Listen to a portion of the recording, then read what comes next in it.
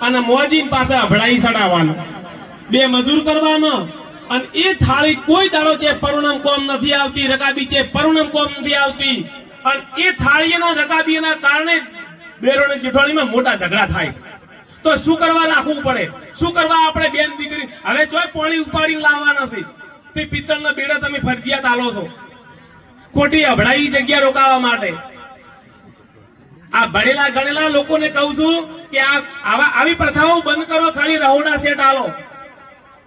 અને આજે ભાઈ તરીકે કહું છું કે પેલા પગમાં રહ્યા ને એક હવા શેરના કડલા એ બંધ કરજો ને કે 1.5 પૂના 2 લાખે ચોદી થઈ ગઈ છે. વધારે પડતા કડલા પહેરવાના કારણે વિજ્ઞાન એવું કહે છે કે ઓખામાં અંધાપો આવે છે. તમારે પહેરવો તો પહેરજો, મારો કોઈ ના નથી, પણ વિજ્ઞાન એવું કહે છે કે ઓખામાં અંધાપો આવે છે. ખોટું જોખમ વાળવું.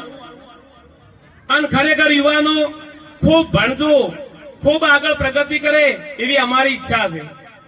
ખરેખર ખૂબ મા બાપની પણ સેવા કરજો. જે ઘરમાં વડીલોની સલાહ લેવરાય છે ને ઘરમાં વકીલ નથી લેવી પડતી, પણ આજના યુવાનો કંઢી અને મા બાપને કોઈ પૂછવા તૈયાર નથી. ખૂબ એમને આદર ભાવ આપો. ડુંગરા વાળી બદલે ધજા માય તો લઈને જો ને કે ઉમરા વાઈને હાડલે હાસવો. એને પૂછજો કે માં તમારી તબિયત કેવી છે? તમારા મા બાપને તમારી ગોળીઓ નહીં જોતી, તમારો સમય જોવે છે. હોત હવારી એને ભાઈ થોડી વાર બેહો. ભલે કલાકારો કહેતા હોય કે વર્ષો પહેલો પ્યાર માર જોવા મળ્યો. વર્ષો પહેલો પ્યાર તો આપણી માં છે સાહેબ. જે દાડે આપણે માના પેટમાં હતા ને